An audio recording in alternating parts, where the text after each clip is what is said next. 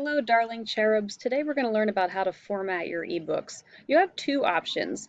One I think is a lot easier, so I'll tell you about that one and spend more time on that, but I just want to give you the other option. So what you could do is you could go into your Google Drive and click New Google Slides, and then you'll have a slide presentation open. And once you do that, the first thing you're going to want to do is change the size of the slides because this is an ebook and you want it to look like each slide is like the size of a piece of standard paper. So you would go to File and then go down to Page Setup, and you would change the page size. You'd pick Custom, and then you would change it to 8.5 by 11 inches.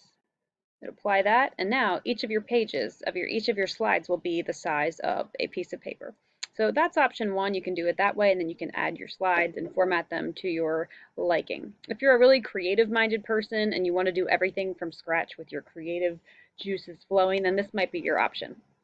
If you would like to benefit from someone else's expertise, here's what you can do. I've posted in Google Classroom a sample ebook.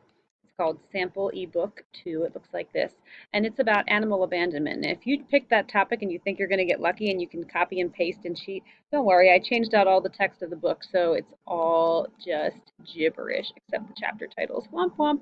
Stinks for you. Don't cheat. Cheating is bad. Cheaters never win. Winners never cheat. So what you would do is you would open up this nice little book sample, and what you would do is you would go to File and Make a Copy, and then you would choose Entire Presentation. And then you would rename it. So let's pretend that this is Julian's. I would call it Julian Jones ebook. Okay. And now you have created for yourself your own copy of that ebook sample. And now Julian, because he's creative and unique and did different research than this person, he's going to change out all the information to reflect his topic. So let's say that he did a book on child labor. He's going to start by changing the title to Child Labor. And he's going to add in his name here, written by Julian Jones. And maybe Julian hates purple, which would be sinful. Julian, why would you hate purple? But let's say he does. He could go to background. He could change it to a different color, make it green, make it yellow. He could pick an image for the background. He's got lots of options.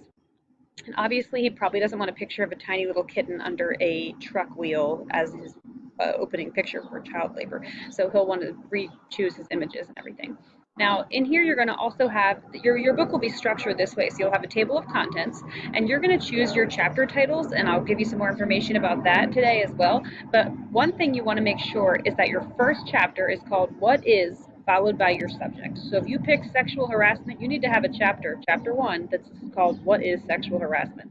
If you picked gender equality and the pay gap, you would make chapter 1, What is Gender Equality and the Pay Gap, or What is the Pay Gap? The only other required chapter title is your last chapter should be called something like What Can I Do, or What Can I Do to Help, just like that. So, oopsies. So you should be giving your reader suggestions on how they can help to address the issue as your final chapter. One of your middle chapters will have to be about an activist. So one of the articles you read for your Wakelet has to have been about a student or a young person who took action about this issue. So you'll have a chapter about that person as well. Then you'll have about a page for each chapter. Sometimes the chapter might be more than a page, sometimes not, but you're going to want to make sure that you give at least a page per chapter. And you'll see that each chapter of this person's ebook contains images and sometimes graphs. If you can find interesting graphs or infographic pictures that help to support your points, absolutely use them. The final page of your ebook will contain a list of your sources, and we'll spend more time talking about that at a later date. But you'll want to make sure that you set aside a page at the end for sources. There's not an absolute page requirement or anything like that, but I would say your chapter should be about a page each, give or take. If you're using a giant font, then you'll obviously have longer chapters. Don't try and use an enormous font and write really short chapters. I will catch you and I will call you out for it. So that's kind of the basics for formatting your ebook. To find out more about how to name your chapters and everything like that, watch my, I don't know if I'm making a video or a presentation. There'll be some form of information about how to name your chapters properly, but this is how you will format your ebook, and I'll be looking for them to be formatted in this way when you submit them. All right, I hope that helps, and I look forward to seeing your formatting plans and letting you get your artistic juices flowing. All right, talk to you soon. Bye.